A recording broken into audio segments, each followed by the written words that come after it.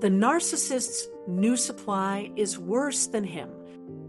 Imagine this: the narcissist scrolling through the endless feed of potential conquests, believing he's making a strategic upgrade.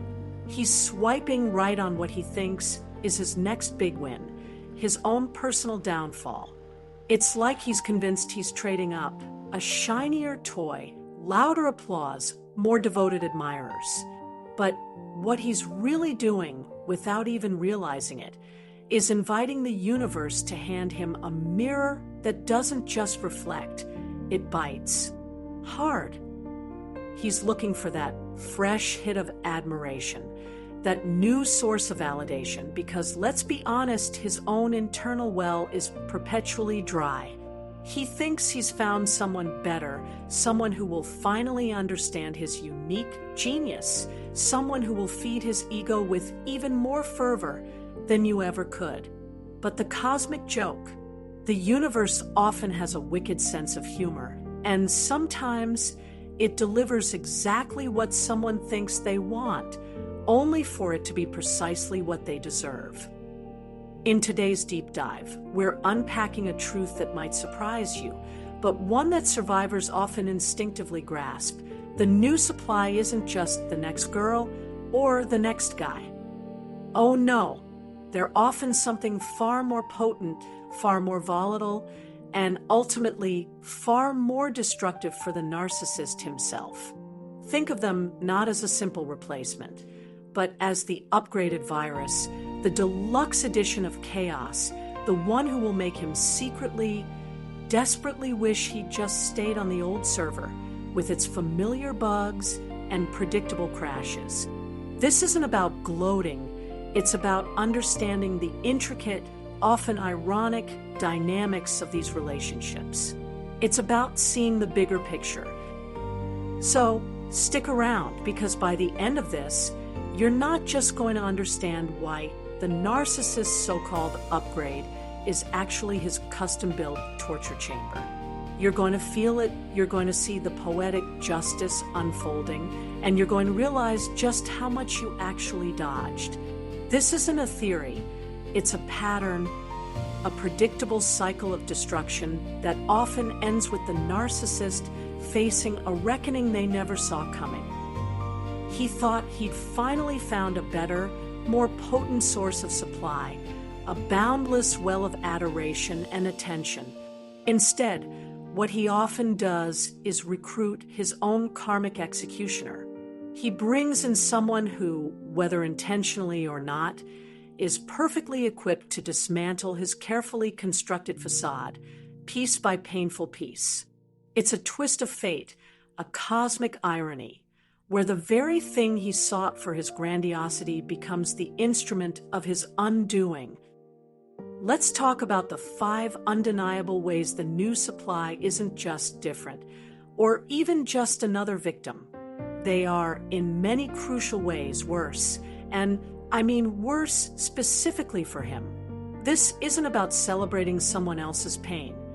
It's about recognizing the predictable, self-inflicted wounds a narcissist often incurs when they finally meet their match in the worst possible way. First, let's dive into what I call the mirror match.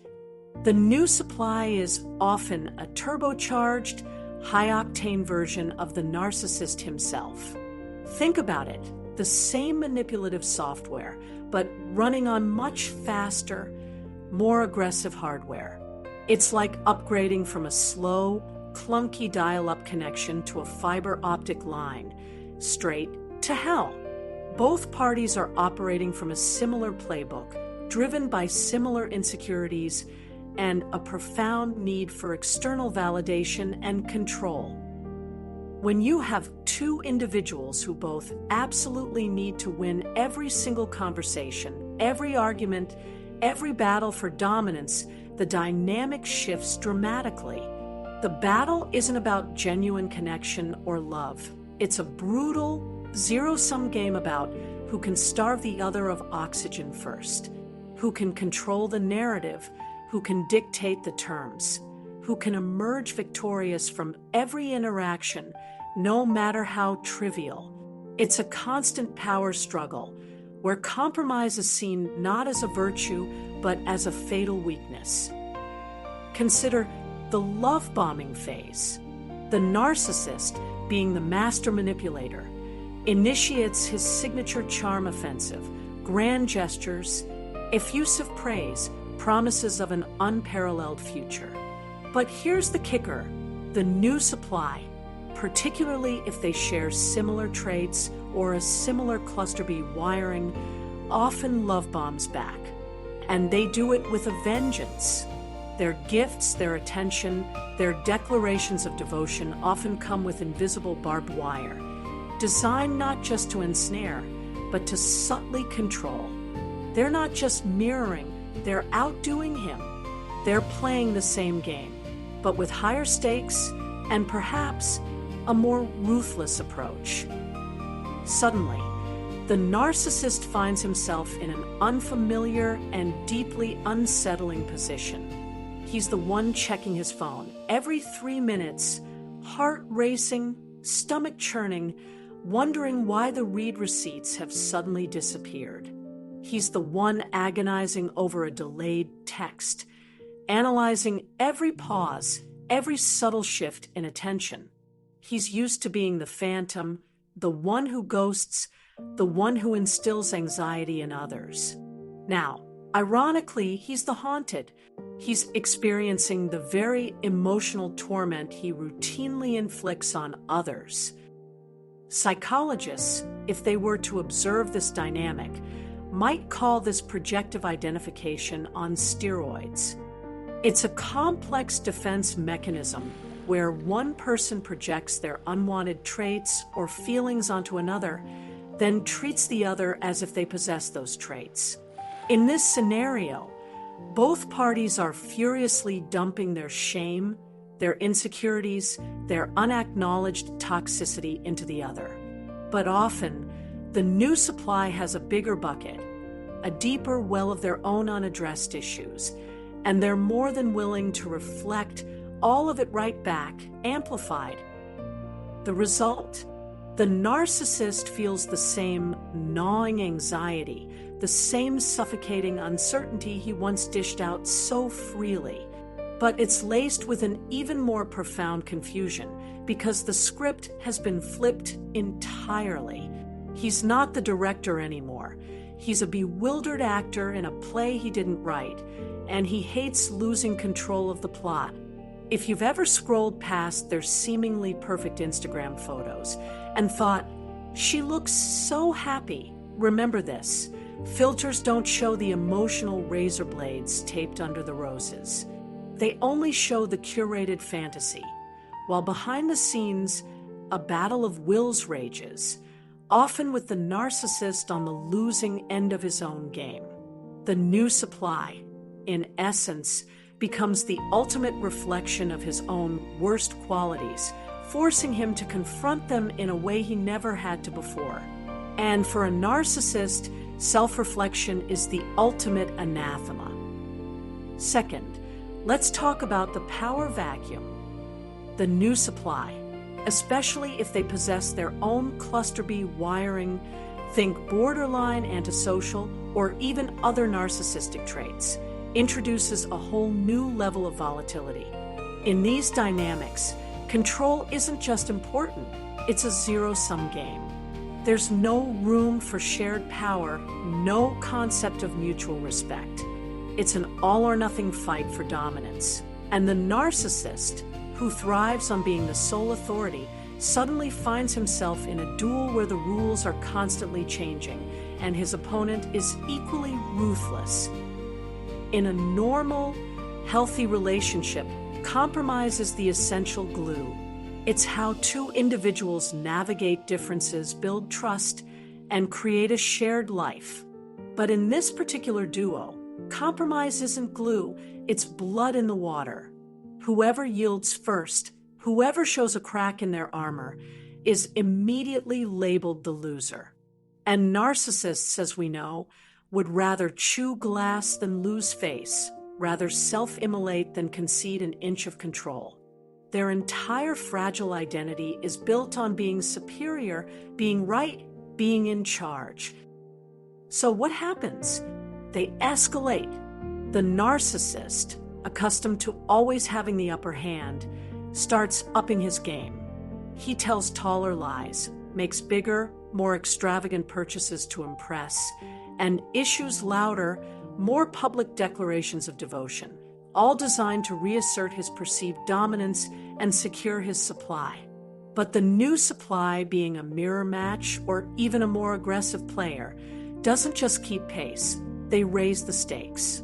They see his escalation and respond with a calculated countermove, often designed to hit him where it hurts most: his resources, his reputation, or his sense of control. He might promise a lavish weekend getaway to a 5-star resort, a classic love-bombing tactic.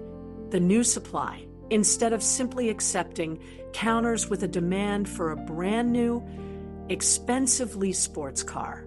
He, feeling the pressure to maintain his image and control, might respond by renting a ridiculously flashy Lamborghini for a day, thinking he's won, but she or he immediately counters with a demand for a down payment on a luxury condo that he absolutely cannot afford, pushing him further into a corner.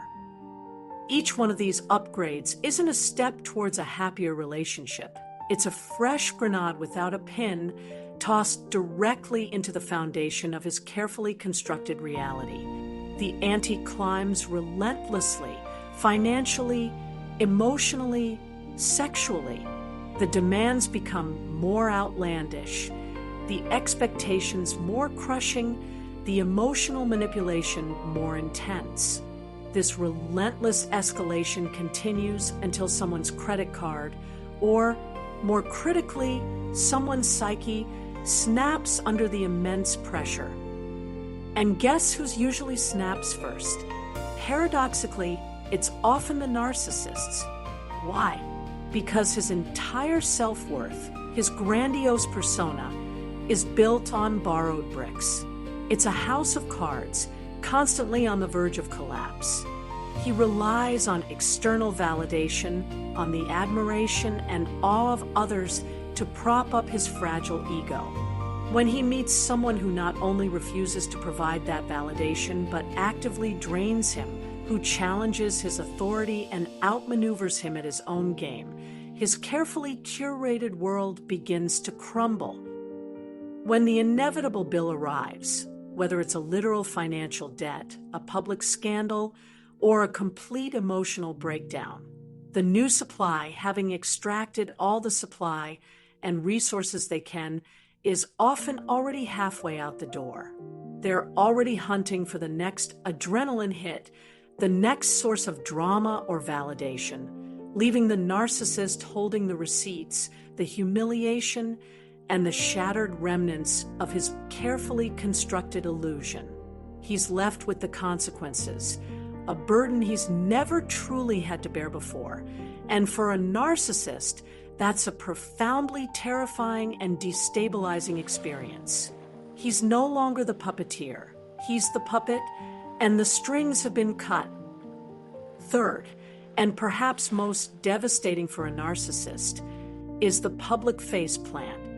Unlike your relationship, which might have imploded quietly behind closed doors, the collapse with the new supply often happens under the harshest, most unforgiving spotlights imaginable. A narcissist grooms his image with the meticulous precision of a show poodle preparing for Westminster, every hair in place, every move choreographed for maximum impact and admiration. He lives for that external validation, that perfect facade. But the new supply, especially if they share similar traits, often craves that same spotlight, sometimes even more intensely. The difference? They bring their own gasoline to the fire. They don't just want to be seen. They want to dominate the narrative, often at the narcissist's expense. Social media, which the narcissist once used as his personal propaganda machine, transforms into a gladiator ring. It becomes a public spectacle, a brutal arena where reputations are made and destroyed in real time. You'll start seeing subtle digs in Instagram stories, photos cropped strategically to emphasize someone else's presence or absence, cryptic comments left on mutual friends' posts. Each move a calculated maneuver, designed not just to gain attention, but to subtly remind the world who's winning this twisted game, who's holding the power. It's a passive-aggressive war waged in plain sight, and the narcissist, who relies so heavily on his public image, finds himself in a losing battle for narrative control. Remember, the narcissist's absolute worst fear, the kryptonite to his grandiose ego, is public ridicule. It's the exposure of his true, fragile self, the shattering of his carefully crafted illusion. One well-timed screenshot of his unmasked rage, his venomous texts, his desperate pleas, posted by the new supply for all the world to see, can collapse the towering edifice of mirrors he spent years meticulously stacking. This isn't just embarrassing. It's an existential threat to his very being. Suddenly, the online world, his source of validation, turns against him. Followers choose sides, often siding with the new, more dramatic narrative. His flying monkeys, those unwitting agents of his smear campaigns, scramble, confused, and disoriented by the conflicting information. The narcissist wakes up to panicked voice notes from confused clients, concerned employers, or even his own family, all asking, what exactly is going on? His professional life, his social standing, everything he's built on a foundation of lies and manipulation begins to wobble precariously. Reputational damage isn't just an inconvenience for a narcissist. It's a direct hit to the hollow void where self-esteem should live. It pokes at that deepest, most vulnerable insecurity. Faced with this public humiliation, he's left with two terrible choices. He can either double down on his smear campaign, escalating the conflict further and risking even more damaging leaks and exposure. Or he can do the unthinkable, apologize. And for a narcissist, apologizing feels like swallowing gravel, like admitting defeat, like tearing down his own carefully constructed grandiosity. Either way, he loses. He loses control. He loses face. And he loses the narrative he's so desperately tried to maintain. The new supply, with a triumphant grin, is often holding the exit door open, ushering him out of his own show, leaving him exposed and vulnerable in the harsh glare of public scrutiny. The very stage he built for his performance becomes the stage for his public execution. Fourth, and this is a big one, the new supply can drain him harder than he ever drained you. Think back to your own experience. Remember how he'd call you at 2 a.m., demanding reassurance, demanding your presence, demanding that you soothe his fragile ego. Remember the endless emotional labor you poured into him, the constant validation, the walking on eggshells. Well, now he's on the receiving end of it. Now he's the one getting 4 a.m. voicemails filled with passive-aggressive demands. If you really loved me, you'd book the Maldives yesterday. Or, I can't believe you forgot to post about me today. Don't you care? Each demand is a relentless yank, pulling more coins from his already meager emotional piggy bank. He's used to being the one doing the withdrawing, never the one facing the charges. Here's the crucial insight. Narcissists don't have infinite emotional currency. In fact, they have very little of their own. They have finite attention spans for anything that doesn't directly serve them, and absolutely zero emotional interest to reinvest in others. They are emotional black holes, constantly absorbing, never truly giving back. So when they encounter a new supply who is equally demanding, equally entitled, and equally skilled at extracting emotional resources, their internal reserves are quickly depleted. Within months, sometimes even weeks, he's overdrawn. He's running on fumes, a potent, toxic cocktail of caffeine, fake charm, and the sheer terror of being exposed as ordinary, as inadequate. Sleep suffers, his cortisol levels skyrocket, and that meticulously crafted mask he wears starts slipping mid-meeting, mid-conversation, mid-performance. The cracks become visible. The effort to maintain the facade becomes exhausting. His colleagues might call it burnout. Those who've survived him might call it poetic overdraft fees. You can almost hear the cosmic cashier stamping insufficient funds across the forehead he once held so high, so arrogantly. He's experiencing the crushing weight of emotional demands without the internal resources to meet them.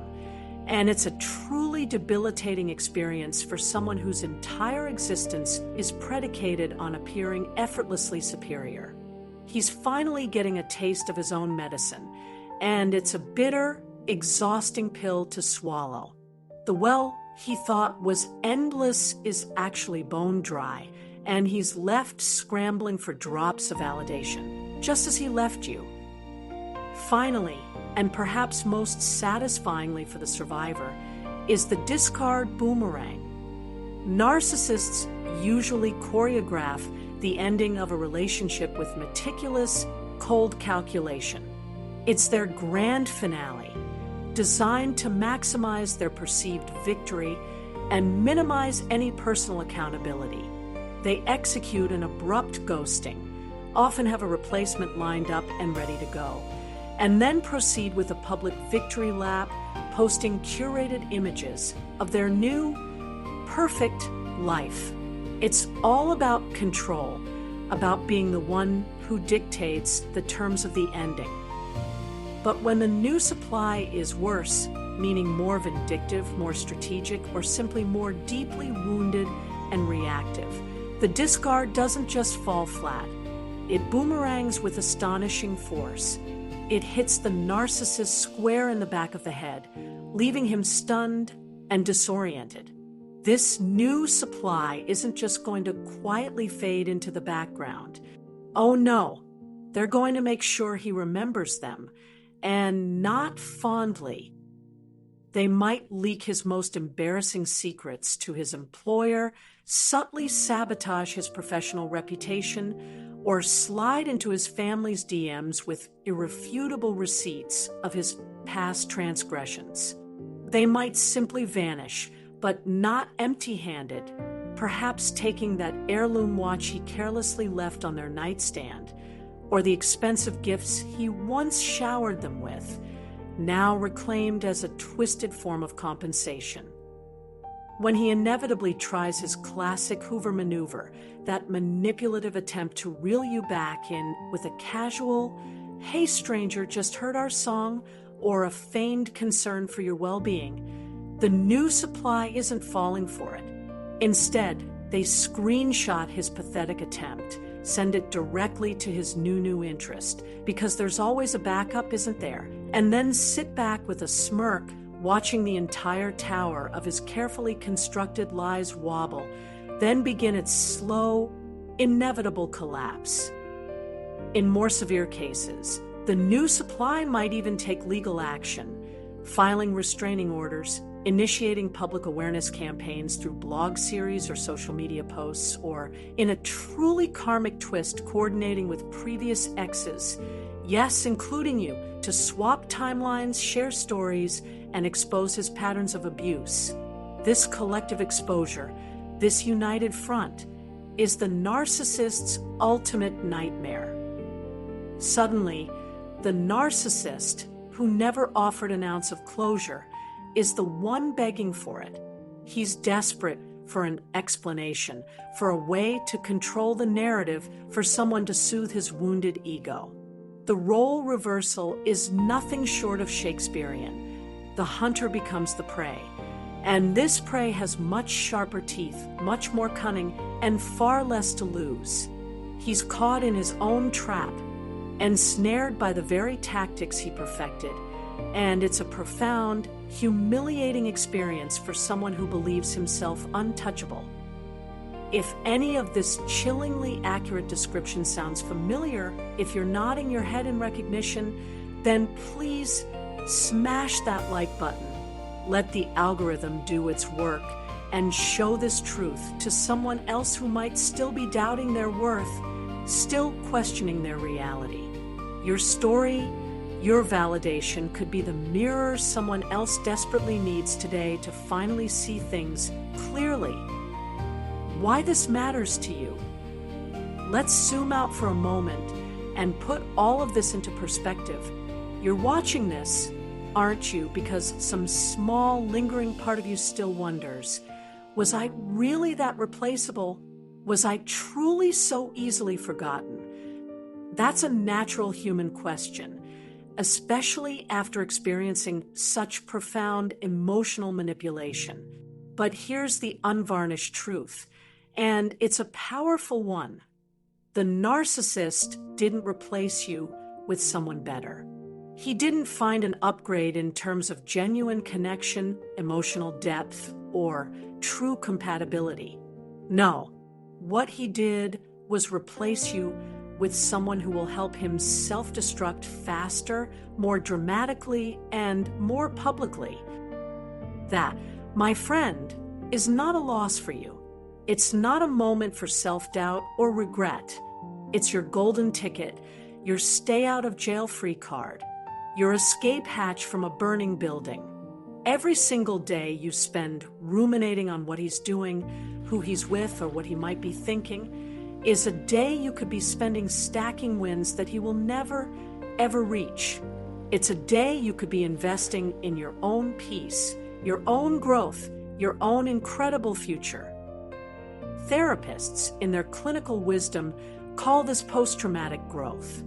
It's the profound personal development and positive psychological change experienced as a result of adversity. But for survivors like you, it's often simply called the glow-up he can't sabotage. It's the transformation that happens when you reclaim your power, rebuild your life, and become a person so strong, so stable, so authentically joyful that his toxic world couldn't even begin to touch you.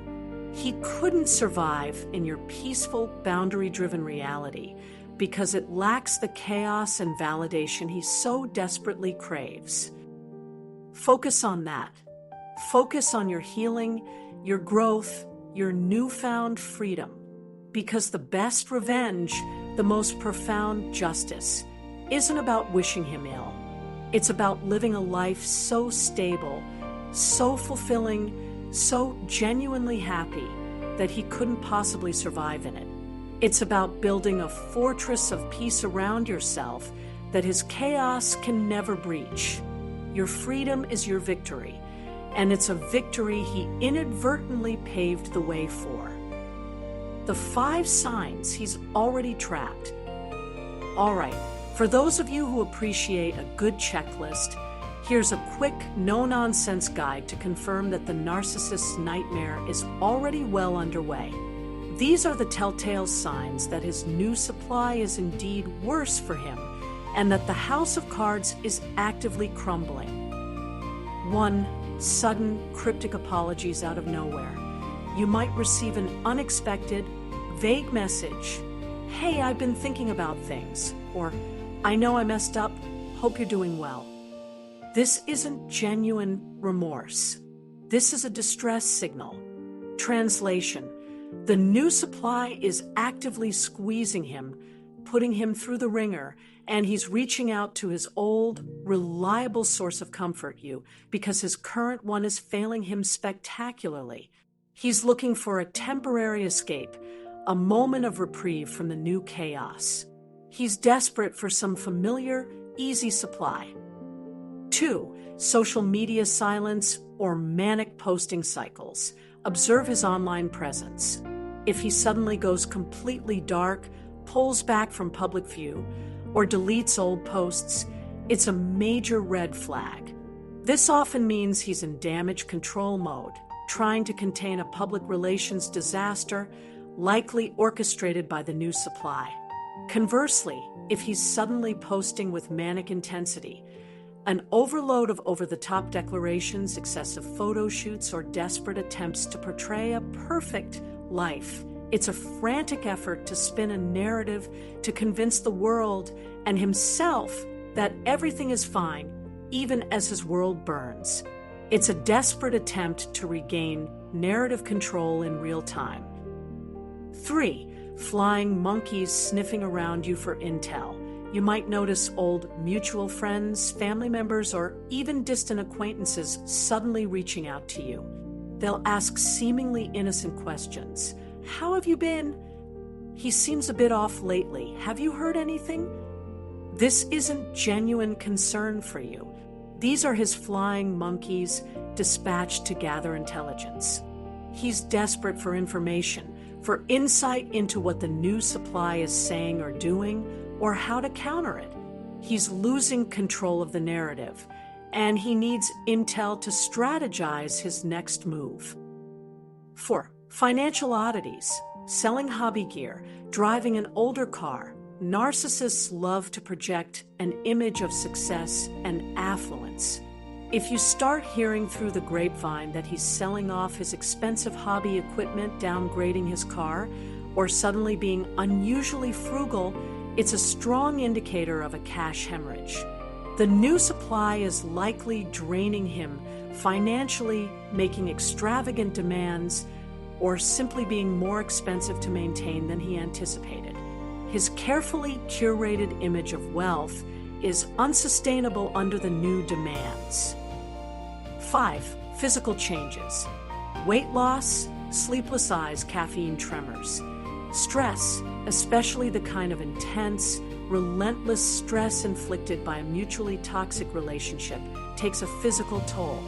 If you see him or hear descriptions of him looking noticeably thinner, with dark circles under his eyes, a haggard appearance, or even experiencing visible caffeine tremors or anxiety tics, it's stress on parade.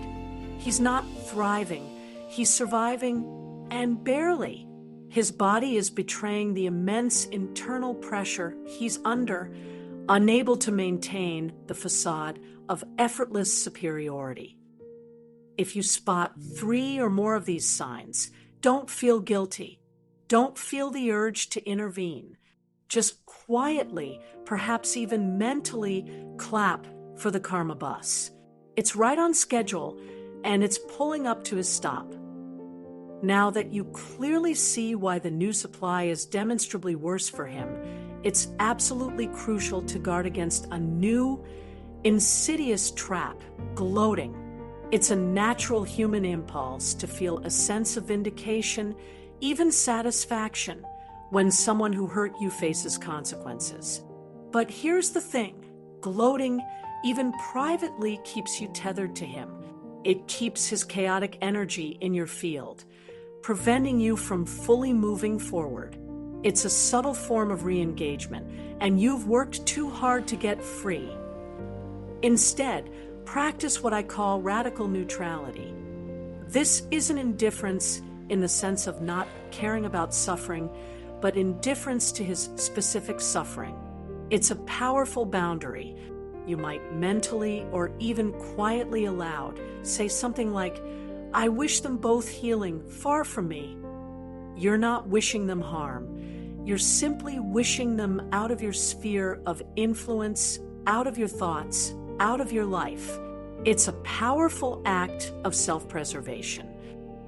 Your mission now is simple: block, delete, rinse, and repeat as necessary. Block his number, delete his social media presence, remove any digital pathways that lead back to him. And if you find yourself tempted to peek, to check, to see what he's up to, immediately redirect that energy.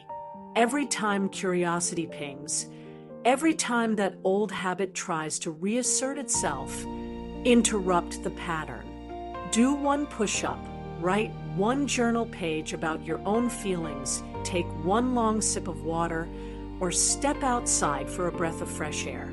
Whatever anchors you back in your own skin, in your own present moment, away from his gravitational pull. Remember the profound truth. The opposite of love isn't hate. Hate still requires emotional investment, still keeps you connected. The opposite of love is indifference. Indifference is the fortress he can't siege. It's the impenetrable wall he can't climb. It's the ultimate victory because it signifies that he holds no power over your emotions, your thoughts, or your peace. When you truly become indifferent, his entire existence shrinks to irrelevance in your world, and that, for a narcissist, is a fate worse than any public shaming. This is a scenario that occasionally plays out, and it requires careful navigation. Sometimes the new supply, having experienced the full force of the narcissist's manipulation and abuse, figures it out. They connect the dots, realize they're in a similar, if not worse, situation than previous partners, and they might reach out to you. They might say, "I think we dated the same person," or "I found your old posts, and it sounds exactly like what I'm going through." Your move here is critical, concise empathy, but absolutely zero rescue mission. You are not the emotional Red Cross, nor are you responsible for saving anyone from the narcissist's web. Your primary responsibility is to protect your peace and your boundaries. Offer a brief, understanding response, something like, "I understand what you're going through, and I'm sorry you're experiencing this." But then pivot. Don't offer your couch. Don't invite them over for coffee. And certainly don't start swapping war stories. Instead, offer the number of a good therapist, a reputable domestic violence hotline, or recommend some resources for narcissistic abuse recovery. Empower them to seek professional help rather than becoming their personal confidant. Engaging deeper, even with the best intentions, risks a dangerous triangulation 2.0. The narcissist thrives on creating drama and division between his partners, past and present. If he discovers you're communicating, he'll exploit it, twisting the narrative to make you look like the crazy, jealous ex, and potentially drawing you back into his chaotic orbit. You are a sovereign state with closed borders. Treat diplomacy the same way embassies do.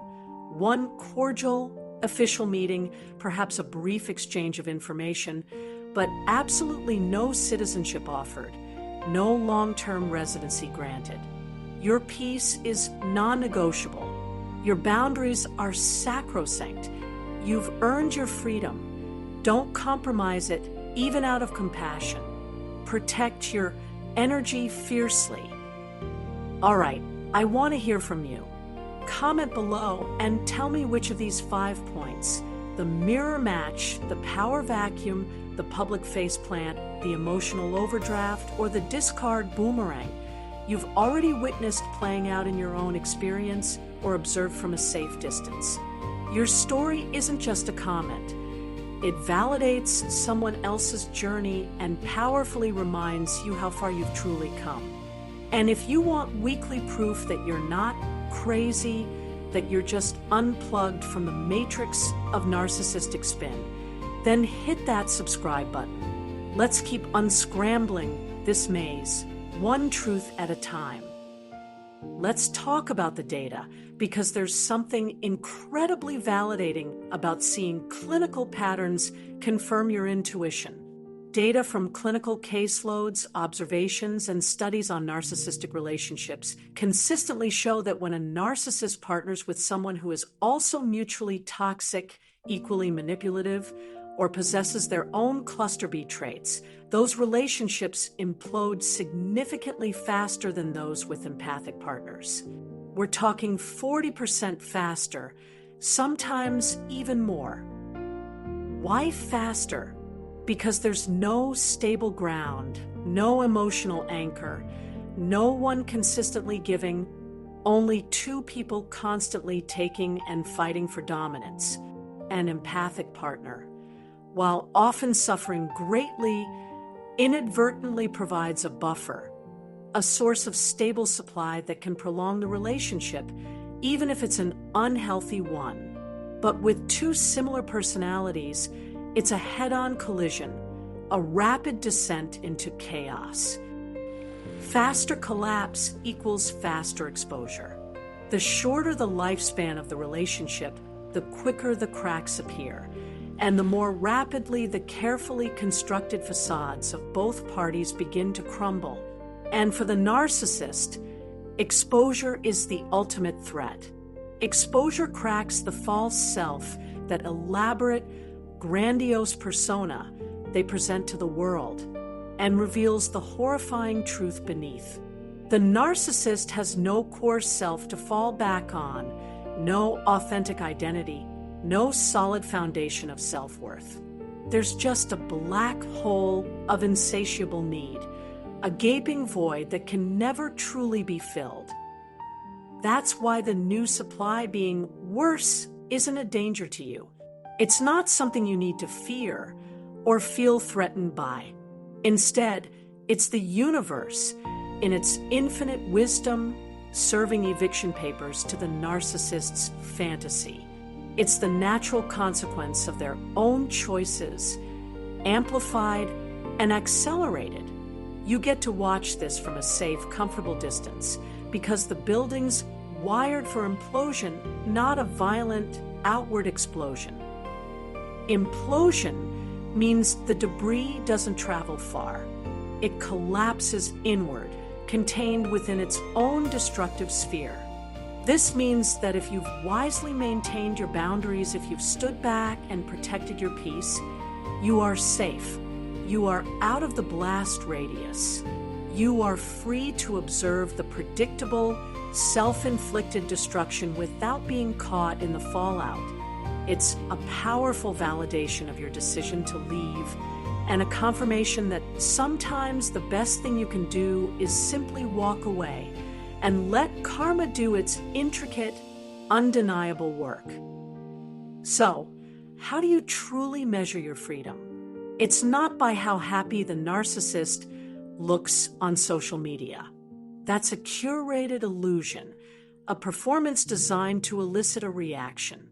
It's not by how quickly he moves on or how seemingly perfect his new life appears. Those are external metrics, and they'll only tether you back to his narrative. Instead, measure your freedom by how little you check. That's the real gold standard. If you can go a full day without cyberstalking, without peeking at his profile, without asking about him, that's one freedom coin earned. If you can string together 7 days straight, you're not just earning coins, you're stacking pure gold. You're building a treasure chest of peace and detachment. Eventually, if you commit to this practice, the scoreboard flips entirely. You'll reach a point where you genuinely forget his birthday before you even remember to be angry about something he did. You'll realize you haven't thought about him in weeks or even months. That's when you know you've truly won. That's when you know the new supply can be as toxic as fentanyl-laced candy, as destructive as a Category 5 hurricane, and you still won't flinch. You won't care. His chaos will be his, and your peace will be yours, undisturbed. Keep your eyes firmly fixed on your own canvas. Keep painting your own beautiful, vibrant life. Let them scribble on theirs, creating whatever mess they choose. Your masterpiece is your focus, and their drama is no longer your concern. This detachment isn't cold. It's the warmest, most liberating act of self-love you can possibly engage in. It's the ultimate measure of your recovery and your boundless freedom. Let's land the plane on this powerful truth. He wanted shinier supply. He thought he was upgrading his life, enhancing his image. What he actually got was a sharper guillotine, meticulously crafted by his own self-destructive patterns and wielded by someone just as ruthless as him. It's a tragic comedy, a karmic twist, where his pursuit of external validation leads directly to his own undoing. Meanwhile, where are you? You're off the scaffold, free from the executioner's block, building a life that doesn't require the amputation of your soul, the sacrifice of your authenticity, or the constant suppression of your true self. You're constructing something real, something sustainable, something filled with genuine connection and peace. If a whisper of guilt ever tries to creep in, suggesting you should warn him or feel sorry for him, remember this: you already tried. You offered warnings, you expressed concerns, you tried to communicate, and every single one of your attempts was labeled crazy, jealous, overly sensitive, or dramatic. Your words were dismissed, your feelings invalidated. Now, the curriculum is experience, and tuition is due. He's learning his lessons the hard way through direct, painful consequence. Your only job now is to stay diligently enrolled in the school of boundaries, to continue your own personal growth, to solidify your peace. Graduation day isn't a single event. It's every single morning you wake up without tachycardia, without that crushing anxiety in your chest, without the weight of his chaos on your shoulders.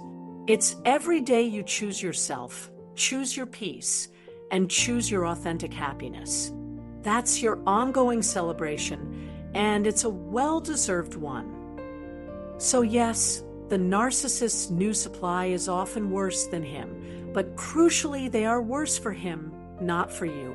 You, my friend, have been released from an unpaid internship at the factory of chaos. You've clocked out for good, and you're never going back. Keep healing, keep stacking those boundaries, making them taller and stronger every single day. And always remember this profound truth: karma isn't some abstract courtroom in the sky. Karma is a mirror. It reflects back to us the energy, the actions, and the intentions we put out into the world. And for the narcissist, that reflection, especially with a worse new supply, is often a brutal, inescapable truth. May you stay far enough away to avoid the shards of his inevitable collapse. May you continue to build a beautiful, peaceful life that he could never even comprehend. Thanks for watching. Stay mighty. And I'll see you in the next video where we keep unscrambling the narcissistic maze, one liberating truth at a time.